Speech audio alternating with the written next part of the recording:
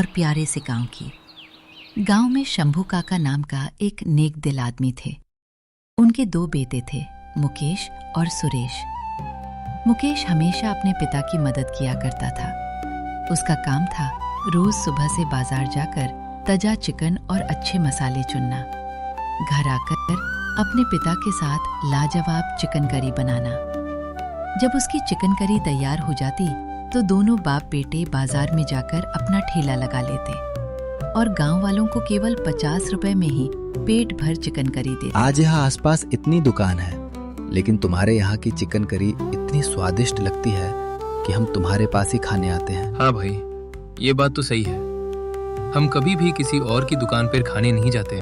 ये सब तो आपका बड़प्पन है, और हमारे उत्तर प्रदेश का चिकन है ही इतना स्वादिष्ट। लेकिन तुम अपने एक ही बेटे को लेकर आते हो, कभी उसको भी अपने ठेले पर लेकर आया करो। हाँ भाई, अब तो काका तुम अपने बेटे को ठेला दे दो और तुम आराम करो घर में। कब तक काम आओगे इस बुढ़ापे में? भाई साहब क्या करूं, मेरा एक बेटा बहुत ही ज्यादा कामचोर है। ये मुकेश है जो मेरा हर बात मानता है। ग्राहकों की ऐसी बातें सुनकर वो आज सोचता है कि अपने बेटे को समझाऊं। घर आकर वो अपने बेटे को समझने लगता है। अरे बेटा, कितना काम चोरी करेगा, बस दिन भर घर में पड़ा रहता है। रुपेश से कुछ सीख लिया कर। अरे पिताजी, मुझे सुबह सुबह उठने का मन नहीं करता है। अरे तो शाम को तो काम करने आया कर। ऐसे भी मैं अभी कुछ दिन के लिए तुम्हारे बुआ के घर जा रहा हूँ। अब तुम ही दोनों को अपना थैला संभालना होगा। अब तुम एक साथ संभालो चाहे अलग अलग संभालो, वो तुम्हारी मर्जी है। अरे पिताजी, मुझे सब बनाना आता है। मुकेश से ज्यादा तो स्वादिष्ट चिकन करी मैं ही बनाता हूँ। कभी तो दुकान पर आया नहीं और तुझे बड़ा आया चिकन करी बनाने वाला। आप जैसे हो आगे तो तुमको ही अपना जीवन जीना पड़ेगा। मैं तो कुछ दिनों का मेहमान हूँ।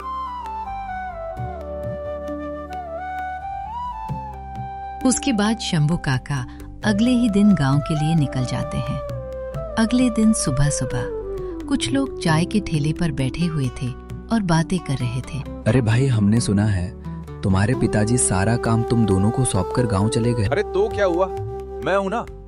मैं ऐसी चिकन करी बनाऊंगा कि लोगों को लंबी लाइन लगाना पड़ जाएगा। अरे लेकिन तुम तो कभी दुकान संभाले ही नहीं, और तुम्हारे भाई मुकेश को तो सालों का पुराना तजुर्बा है। देख लेना, वही सबसे ज्यादा नोट छापेगा। तो सही कहा भाई, मुकेश के दिमाग और ईमानदारी का सब मिसाल देते हैं। देख लेना, जब मैं दुकान लगाऊंगा उसका ठेला चलने नहीं दूंगा। इस बार कुछ बड़ा करना ही होगा। अरे सुरेश, मुकेश तो हमेशा तेरा भला चाहता है, तो क्यों हमेशा उसका दुश्मन बना फिरता है? सागा भाई है तेरा, इतनी ईर्ष्या सही नहीं है। और मुकेश ने जो भी अर्जित किया है अपनी मेहनत से किया है। अबे गंजे, भाषण मत दे मुझे, अपने काम से काम रख। ये तो बोलकर सुरेश वहाँ से चल जाता है। गांव में भलाई का तो जमाना ही नहीं है भैया, ये किसी ते गांव को डुबाएगा। उसके बाद सुरेश घर आ जाता है। बड़े भैया, पिताजी ने कहा है हम दोनों साथ में चिकन करी का ठेला लगाएंगे। मैं तुम्हारे साथ नहीं काम करूंगा, मैं अकेले काम करूंगा। पिताजी के आने तक मैं तुमसे बहुत ज्यादा पैसे कमाऊंगा। ठीक है भैया, जैसे तुम्हारी मर्जी। सुरेश बड़ा था और अपनी मन मर्जी करता था, इसलिए मुकेश उसको कुछ नहीं कहता है।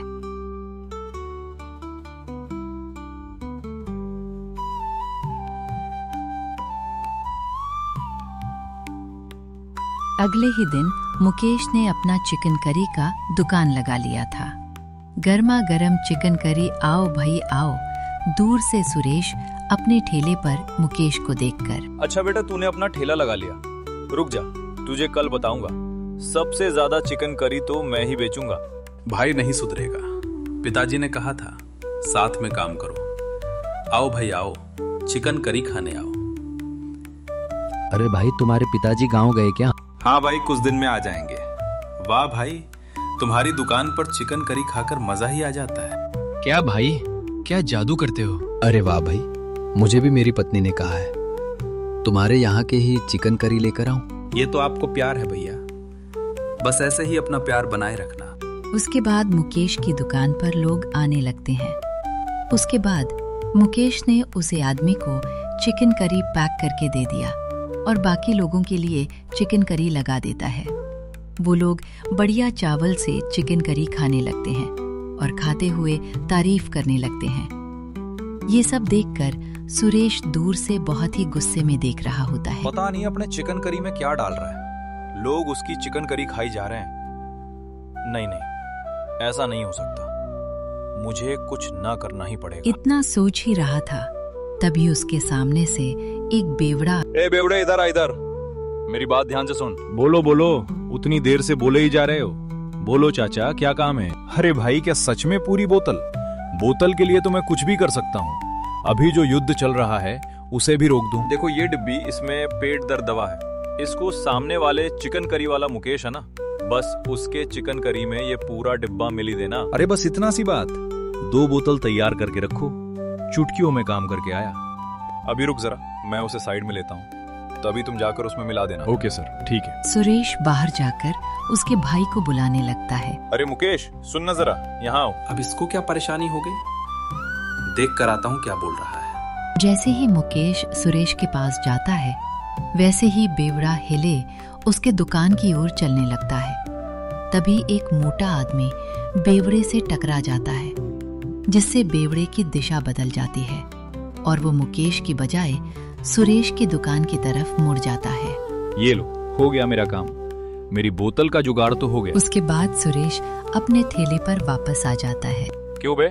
हाँ, काम हो गया क्या? काम हो गया, मैं पूरी डीपी चिकन करी में मिला दिया। चलो भाई, जल्दी से मेरी दारू की बोतल दे दो। हाँ हाँ ठीक है, शाम को देता हूँ बोतल तुझे, अभी तो मेरी कमाई भी नहीं हुई है। चल निकल यहाँ से। अरे भाई भाई, मुझे मेरा बोतल दो, वरना कहीं नहीं मैं जाने वाला हूँ। देते हो या सबको बुलाकर मैं अभी बताऊं? अरे अरे भाई, रुक जा रुक जा, ये ले कुछ पैसे ले, तू अपने लिए खरीद लेना। अब मेरा पीछा छोड़ मेरे बाप। अब आया ना ऊंट पहाड़ के नीचे। उसके बाद बेवड़ा वहां से चला जाता है।